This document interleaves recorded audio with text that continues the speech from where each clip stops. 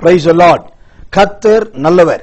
ஆண்டவராக இயேசுவின் நாமத்திலும் இயேசுவின் வல்லமை ஊழியத்தின் சார்பிலும் தேவனுடைய வார்த்தையை உங்களோடு கூட சொல்லுவதில் மிகவும் மகிழ்ச்சி அடைகிறேன். கர்த்தருடைய நாமத்தை அதிகமாய் துதிக்கிறேன், ஸ்தோத்திரிக்கிறேன். இயேசுவின் அழகும் ஆவிக்குரிய அர்த்தங்களும் என்ற நீண்ட நெடிய தொடர் ஆழமான வேத பகுதியில் இயேசுவின் வாழ்க்கையில் காணப்பட்ட சில பலவீனங்களை குறித்து நாம் ஒவ்வொன்றாய் தனித்தனியாய் ஒவ்வொரு நாளும் பார்க்க கர்த்தர் உதவி செய்து வருகிறார். அதற்காக கர்த்தருக்கு நன்றி சொல்லுகிறேன். கர்த்தர் நல்லவர். இன்றைக்கும் இயேசுவின் சரீரத்தின் பலவீனங்களில் முக்கியமான இன்னொன்றை நாம் பார்க்கலாம். மார்க்கு சுவிசேஷத்தின் புஸ்தகம் 4ஆம் அதிகாரம் 38வது வசனத்தை வாசித்தால், கப்பலின் பின்னணியத்தில் அவர் தலையணையை வைத்து நித்திரையாயிருந்தார் என்று பார்க்கிறோம். ஆம், அவர் களைப்பின் மிகுதியினாலும் பயணத்தின் தூரத்தினாலும் நித்திரை உள்ள ஒரு தேவனாய் இருந்தார். கர்த்தர் நல்லவர். இஸ்ரவேலை காக்கிறவர் உறங்குவதும் இல்லை தூங்குவதும் இல்லை என்று வேதம் சொன்னாலும் இங்கு இயேசு தூங்கினதாக நாம் பார்க்கிறோம். அப்படியானால் இந்த 2 வசனத்துக்கும் என்ன மாறுபாடு? வேதம் தெளிவாய் சொல்லுகிறது, கர்த்தருடைய வசனம் ஒரு நாளும் மாறுபாடு உள்ளதோ குளறுபடி உள்ளதோ அல்ல, அது தெளிவானது. ஆனபடினால் தான் அதுக்கு பரிசுத்த வேதாகமம் என்று பெயரிடுகிறது. அப்படியானால் இயேசு நித்திரையாய் இருந்தார் என்றால் அது எப்படி? அது நித்திரையாய் இருந்தது உண்மைதான். காரணம், அவர் இருந்தது மாம்சத்தில், மனுஷகுமாரனாக மனுஷனை போலவே அவர் வாழ்ந்தார். ஆனபடினால் மனுஷனுக்குரிய ரூபத்தில் இருந்தபடினால் இந்த கிரியை காணப்பட்டது. ஆனால் இதில் நாம் கவனிக்க வேண்டிய முக்கியமானது என்னவென்று சொன்னால், இயேசு நித்திரையாயிருந்த நேரம் எது? எப்படிப்பட்ட சூழ்நிலையில் அவர் நித்திரையாயிருந்தார்? அந்த மாதிரி சூழ்நிலையில் நாம் நித்திரையாயிருக்க முடியுமா? அதுதான் கேள்வி. எப்படிப்பட்ட சூழ்நிலை இருந்தார் பார்ப்போம்.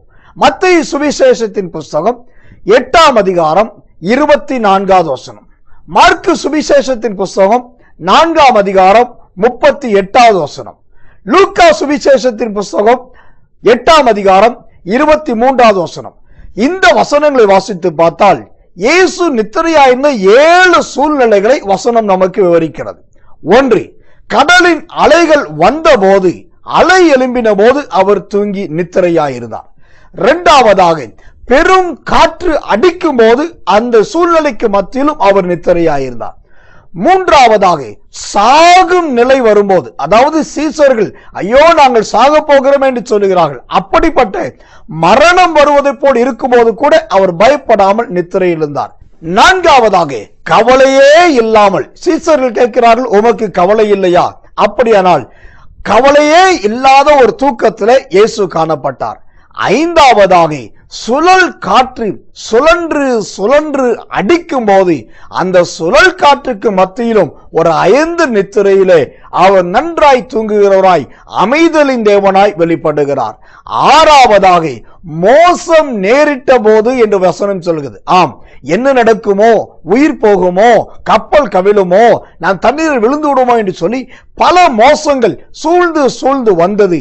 அந்த நிலைமையிலும் இயேசு எந்த ஒரு நிர்பந்தம் இல்லாமல் நித்திரை எழுந்தார். எல்லாவற்றை விட 7வது, வேதம் சொல்லுகிறது, படகு முழுவதும் தண்ணீரால் நிரம்பின போது இயேசு நித்திரையாயிருந்தார். எனக்கு அன்பானவர்களே, நன்றாய் கவனியுங்கள். இந்த நாட்களில் நித்திரை என்கிற தூக்க நேரத்தில் பலருக்கு சிறு தொந்தரவு இருந்தால் கூட தூங்க முடியாது. ஆனால் இயேசுவை பாருங்கள், அவர் இவ்வளவு பெரிய சூழ்நிலைக்கு மத்தியில் நித்திரையாய்ந்தார். ஆனபடினால் தான் வேதம் சொல்லுகிறது, தமக்கு பிரியமானவனுக்கு அயர்ந்த நித்திரையை வரவைக்கிறார் என்ற வார்த்தையின்படி பிதாவாகிய தேவன் இப்படிப்பட்ட ஒரு கிருபையை கொடுத்தார். கவனித்து பாருங்கள், சுற்றி சுற்றி போராட்டங்கள், ஆனால் இயேசு அதெல்லாம் கண்டு கொள்ளவில்லை. இந்த சம்பவம் நமக்கு எதை காண்பிக்கிறது, எதை உணர்த்துகிறது? எனக்கன்பான தேவச்சனமே, உங்களுக்கு தண்ணீர் போன்ற போராட்டம் வரும்போது, கொந்தளிப்பு என்கிற பிரச்சனை வரும்போது, மரணம் என்கிற சாவு நேரிடுகிற சூழ்நிலை வரும்போது நீங்கள் செய்ய வேண்டிய ஒன்று, அங்கும் எங்கும் ஓடக்கூடாது. அந்த நேரத்தில் நீங்கள் அமைதியாய் இருக்க வேண்டும், பொறுமையாய் இருக்க வேண்டும். என்ன நடந்தாலும் பரவாயில்லை, உலகத்தின் இரட்சகர் என்னோடு இருக்கிறார் என்று நீங்கள் காத்திருக்க வேண்டும். ஆனபடினால் தான் வசனம் சொல்லுகிறது, நீங்கள் அமர்ந்திருந்து நானே தேவன் என்று அறிந்து கொள்ளுங்கள், நான் உங்களுக்காக யுத்தம் பண்ணுவேன், நீங்கள் சும்மா இருப்பேன் என்ற வார்த்தையின்படி பிதாவாகிய தேவன் இருக்கிறது நிமித்தம் இயேசுவானவர் சும்மா இருந்தார். அப்படியானால் நீங்க நித்திரைக்கு போகும்போது பிரச்சனையை சந்தித்து விட்டு போவீர்கள்.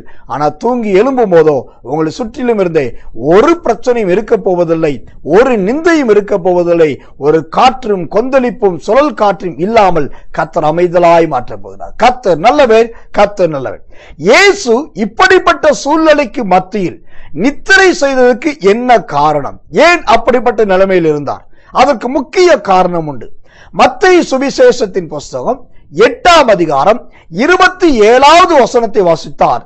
காற்றுக்கும் கடலுக்கும் கட்டளையிட தனக்கு அதிகாரம் உண்டு என்பதை காண்பிப்பதற்காகவே இயேசு நித்திரையாயிருந்தார். தன்னிடத்தில் இருக்கிற அதிகாரம் அது பிதாவினிடத்தில் வந்தது என்பதை சீசர்கள் அறிந்து கொள்வதற்காகவே அவர் நித்திரையாயிருந்தார். ஒன்று. இரண்டாவது காரணம், யோபுவின் புஸ்தகம் 11ஆம் அதிகாரம் 19வது வசனம், அதாவது அங்கு சொல்லப்பட்ட அந்த தீர்க்க தரிசனம் நிறைவேறுவதற்காகவே அவர் நித்திரையானார். அந்த தீர்க்க தரிசனம் என்ன சொல்லுகிறது? நீர் பயம் இல்லாமல் நித்திரை செய்வீர். இந்த வசனத்தை யோசித்து பாருங்கள். அந்த சூழ்நிலையில் கொஞ்சம் கூட பயம் இல்லாமல் இயேசு நித்திரை செய்தார். அந்த தீர்க்க தரிசனம் நிறைவேறினது. எனக்கன்மானவர்களே, கடைசியில் சொல்லி முடிக்கிறேன். உங்களை குறித்து சொல்லப்பட்ட தீர்க்க தரிசனங்களை என் தேவன் எல்லா காற்றுக்கு மத்தியில், கொந்தளிப்புக்கு மத்தியில், கடலுக்கு மத்தியில், சுழலுக்கு மத்தியில் நிறைவேற்ற வல்லவர். அந்த தீர்க்க தரிசனம் கீழே விழாது, நிச்சயம் நடக்கும், நிச்சயம் நிறைவேறும். கர்த்தர் நல்லவர். ஒரு முக்கியமான வசனத்தை வாசிப்போம், தியானிப்போம், ஜெபிப்போம். சங்கீதங்களின் புஸ்தகம் 3ஆம் அதிகாரம் 5வது வசனம். நான் படுத்து நித்திரை செய்தேன், விழித்து கொண்டேன், கர்த்தர் என்னை தாங்குகிறார். இந்த அற்புதமான தீர்க்க தரிசன வார்த்தையின்படி இனி உங்கள் நித்திரை இன்பமாயிருக்கும். உங்கள் நித்திரையில் கர்த்தர் தாங்குவார். தேவ கிருபை உங்களோடு இருக்கும். தூங்க ஆரம்பிக்கும் போது பிரச்சனையோடு இருந்தாலும் நீ எழுந்திருக்கும் போது எல்லாம் அடங்கி அமைதல் உண்டாயிருக்கிறதை பார்ப்பீர்கள். கர்த்தர் உங்களோடு கூட இருப்பாராக. நாம் ஜெபிப்போம். எங்கள் அன்புள்ள நல்ல பரமபிதாவே, நல்ல அற்புதமான இந்த நேரத்துக்காக நன்றி. இதோ நாங்கள் இணைந்து உம்மை துதிக்கிறோம், ஸ்தோத்திரிக்கிறோம். நீர் பூமியில் இருக்கும் போது நித்திரையாய் இருந்தீர் என்றும், எந்த எப்படிப்பட்ட பயங்கரமான சூழ்நிலைக்கு மத்தியில் நித்திரையாய் இருந்தீர் என்றும், அப்படி நீ நித்திரை செய்வதற்கு காரணம் என்ன என்பதை குறித்தும் திட்டமும் தெளிவுமாய் வேத வசனத்தை கொண்டு கர்த்தர் பேசினதற்காக ஸ்தோத்திரம். விசேஷமாய் இதோ ஆண்டவரே, உம்முடைய பிள்ளைகள் வாழ்க்கையில கொந்தளிப்பு, சுழல் காற்று, கடல் அலைகள், தண்ணீர் போன்ற எத்தனை பிரச்சனைகள் வந்தாலும், குடும்பம் என்கிற படகுலே கொந்தளிப்பு ஏற்பட்டிருந்தாலும், இவர்கள் நித்திரைக்கு முன்பாக இருக்கிற, இவர்கள் தூக்கத்துக்கு முன்பாக இருக்கிற அந்த எல்லா எதிரான பிரச்சனைகளும் இவர்கள் தூங்கி எழுந்திருக்கும் போது அமைதலாய் இருக்க போகிறதற்காக ஸ்தோத்திரம். இயேசுவின் நாமத்தில் நீர் மிகப்பெரிய ஒரு அமைதலையும், மிகப்பெரிய ஒரு மாற்றத்தையும், மிகப்பெரிய ஒரு தேவ கிருபையையும் ஒரு வாழ்க்கையில் கட்டளையிடுகிறீர். அப்படி ஜெபத்தை கேட்டு நீர் செய்கிறதற்காக நன்றி. இவர்கள் இருக்கிற வீடுகளை, இவர்கள் இருக்கிற இடங்களை, இவருடைய பட்டணங்களை இப்பொழுது இவருடைய கிருபை சூழ்ந்து கொள்கிறதுக்காக சோதரம். காற்றும் கடலும் அடங்கி போகிறதுக்காக நன்றி. ஒரு அமைதலுள்ள ஜீவியத்தை இவர்கள் தந்து வாழ்க்கையின் பிரயாணத்தில் அக்கறைக்கு போய் சேர என் கர்த்தர் உதவி செய்ய போகிறீர். அதற்காக நன்றி. இயேசுவின் ரத்தம் ஜெயம்.